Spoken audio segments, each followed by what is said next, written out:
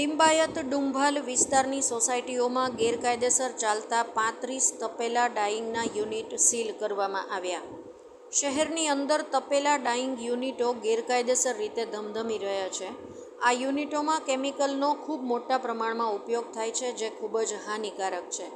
આ તમામ કેમિકલનો ઉપયોગ કર્યા બાદ તેને સ્ટ્રોંગ ડ્રેનેજની લાઇનમાં યુનિટોના સંચાલકો દ્વારા વહેતું કરી દેવામાં આવતું હતું.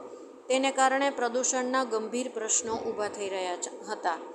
આ બાબત લિંબાયત ઝોનના અધિકારીઓને ધ્યાનમાં આવતા તાત્કાલિક અસરથી કાર્યવાહી કરવામાં આવી છે.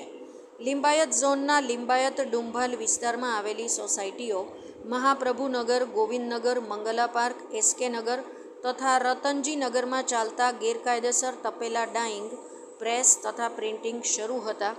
યુનિટમાં કાપડના પ્રોસેસિંગ માટે કેમિકલનો વપરાશ કરવામાં આવે છે.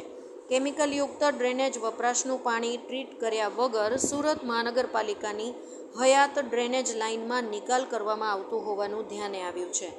આવા પ્રકારનું કેમિકલયુક્ત પાણી સ્ટોમ ડ્રેનેજ લાઇનમાં નિકાલ કરવો તે ગુજરાત પોલ્યુશન કંટ્રોલ બોર્ડ દ્વારા નિયત કરેલા નિયમો પેરામીટર વિરુદ્ધનું છે.